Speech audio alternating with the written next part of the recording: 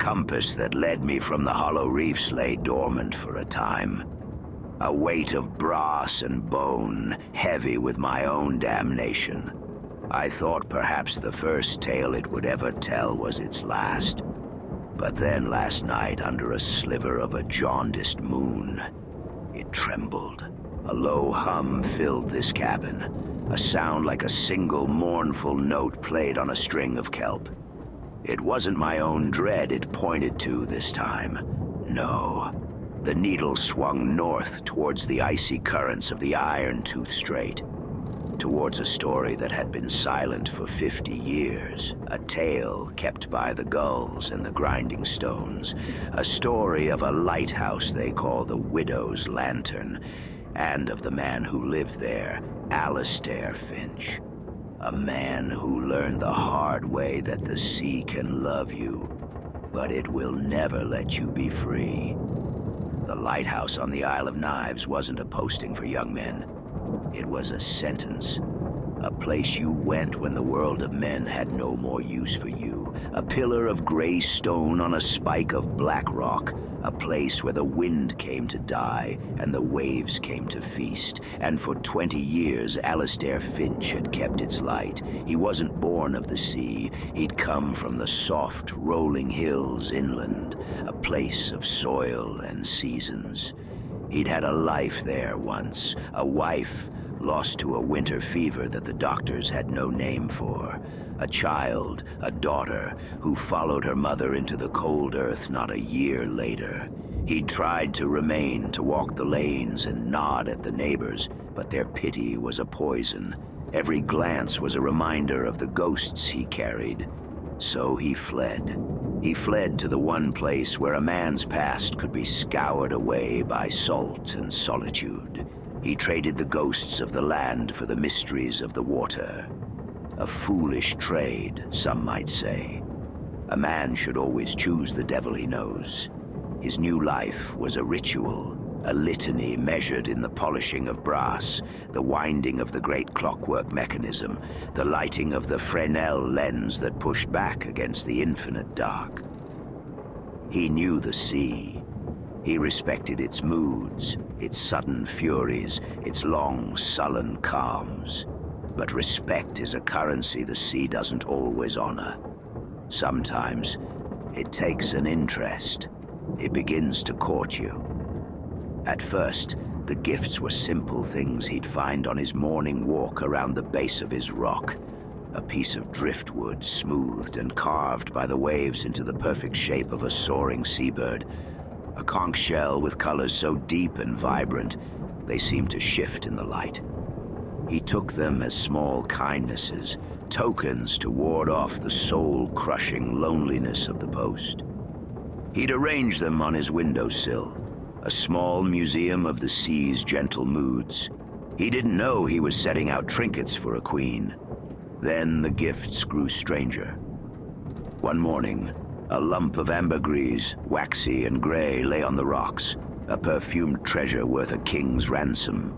He looked at it, this gift from the belly of a whale, and felt a tremor of unease. He left it where it lay for the tide to reclaim. He started to feel, watched.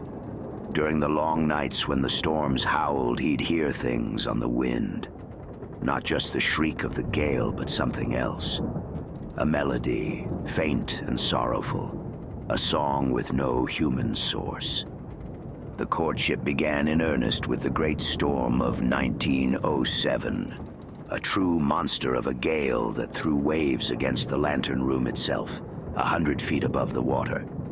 Alistair, steady as ever, kept the light turning, his body braced against the groaning stone. And in a flash of green lightning that lit up the world, he saw her.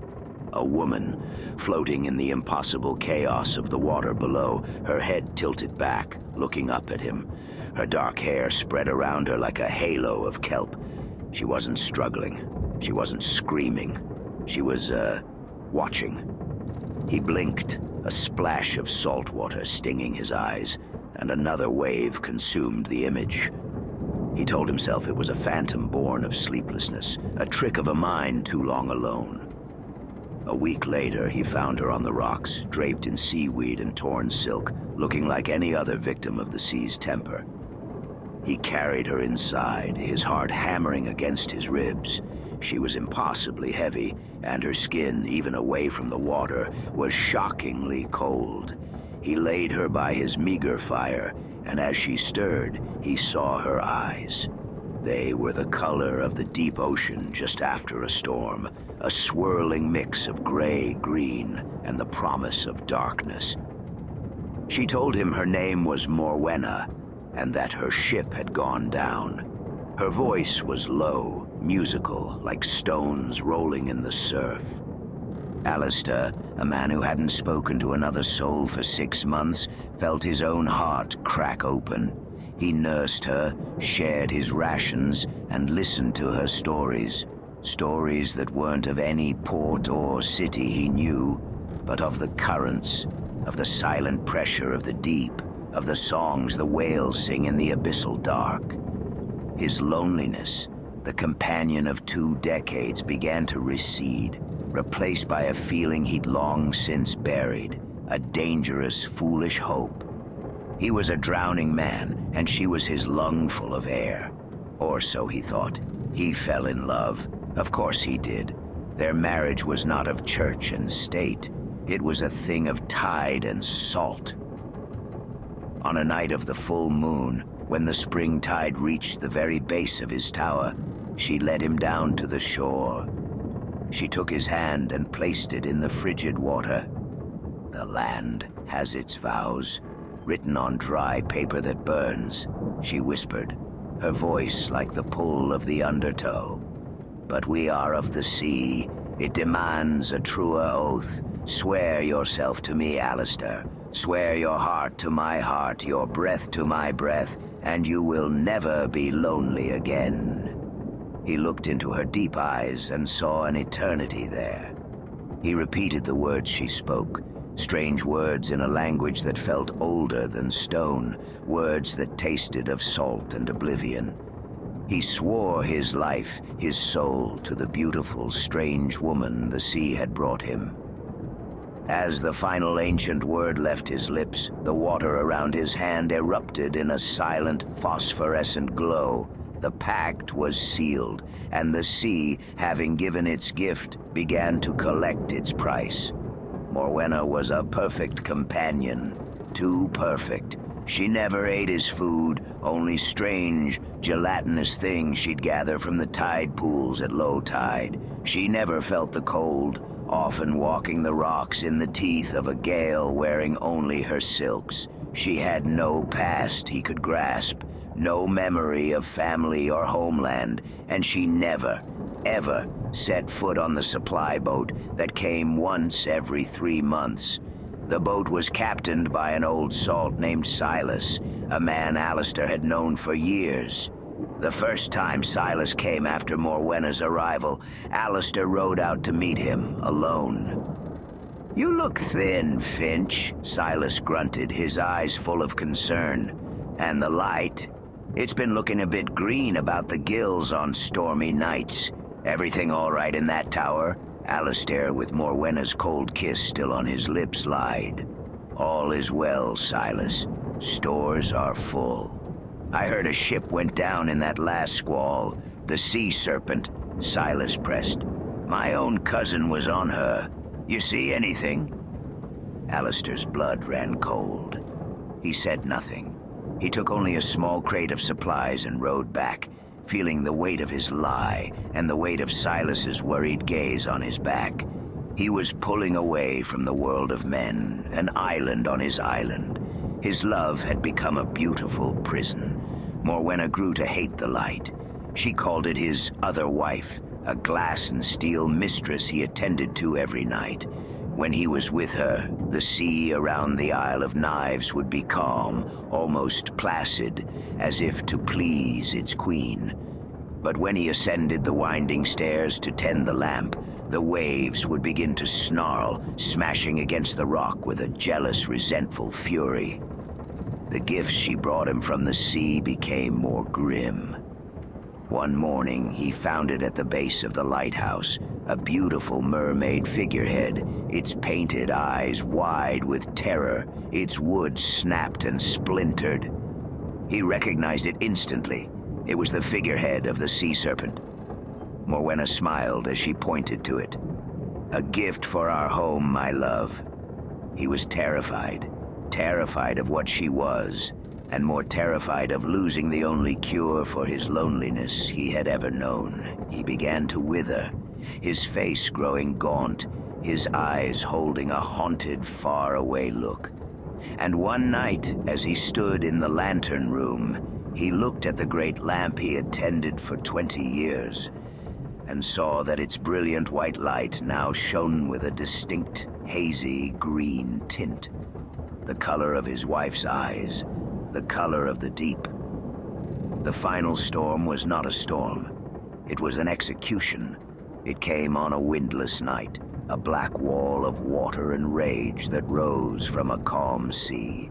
The sky didn't thunder. It groaned, a sound like the world itself was in pain. Alistair rushed to the lantern room, the tower shaking on its very foundations. Waves were already smashing against the thick glass, waves that moved with an unnatural, serpentine purpose. He found Morwenna standing there in the heart of the green-lit room. Her back was to the raging sea, her hair and silks whipping about her in an indoor gale that did not touch him. The green light from the lamp bathed her, and for the first time, he saw her not as a woman, but as a force of nature, beautiful and utterly, terrifyingly inhuman. "It is beautiful, my love," she said, her voice cutting through the roar of the waves, "but it keeps you from me. Your world of air and stone. It is a cage. It holds you here, in the dry world, when your soul belongs to me." "This is my duty," Alistair screamed back, his voice cracking. "It saves lives. It keeps men from the rocks, from you." "Their lives are not our concern," she hissed, her face contorting with an ancient, inhuman sorrow. "I have given you everything. I have silenced the ghosts of your land. I have silenced your loneliness. Now, I want my husband, my king. Come with me, let the light die. My world is deeper, darker, more loving than this one will ever be. It is time to come home, Alistair."